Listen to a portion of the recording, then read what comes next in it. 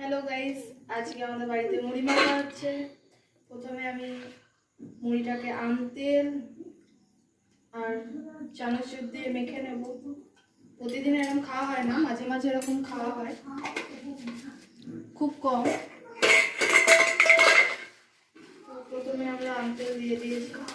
এবার মুড়িতে টক ঝাল মিষ্টি চানাচুরটা দিলে ভালো লাগে।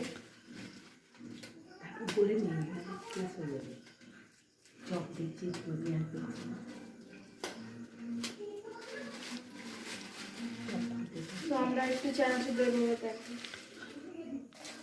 চানাচুরটা আমাদের দিয়েছি তো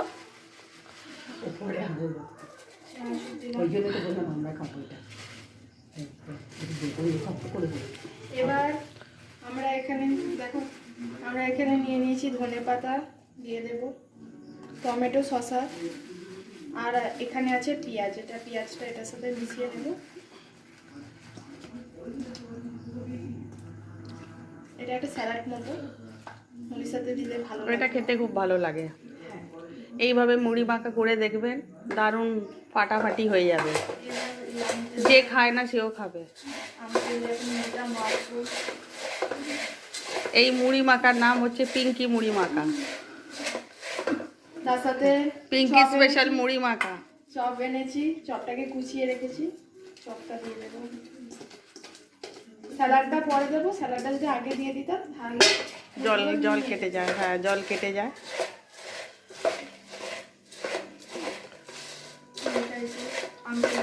আমাদের সুন্দরী মুড়ি মাখছে।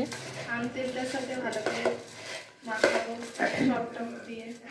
এবার স্যালাডটা দিয়ে দেবো, যেটার মধ্যে লঙ্কা, টমেটো, ধনেপাতা, পেঁয়াজ কুচি সব আছে। আপনারা একবার এরকম করে খেয়ে দেখতে পারেন, খুবই ভালো লাগে। পিঙ্কি স্পেশাল মুড়ি মাখা। তার সাথে একটু ভালো করে চাও খেতে হবে। এই দেখুন, চা আমাদের রেডি হচ্ছে, এখন একটু পরে খাওয়া হবে। এই যে আমাদের জলদি 5 মিনিটে মুড়ি মাখা রেডি। দেখতে দেখো, এইভাবে আপনারাও করে খাবেন, খুব ভালো লাগবে। এটা হচ্ছে পিঙ্কি স্পেশাল মুড়ি মাখা।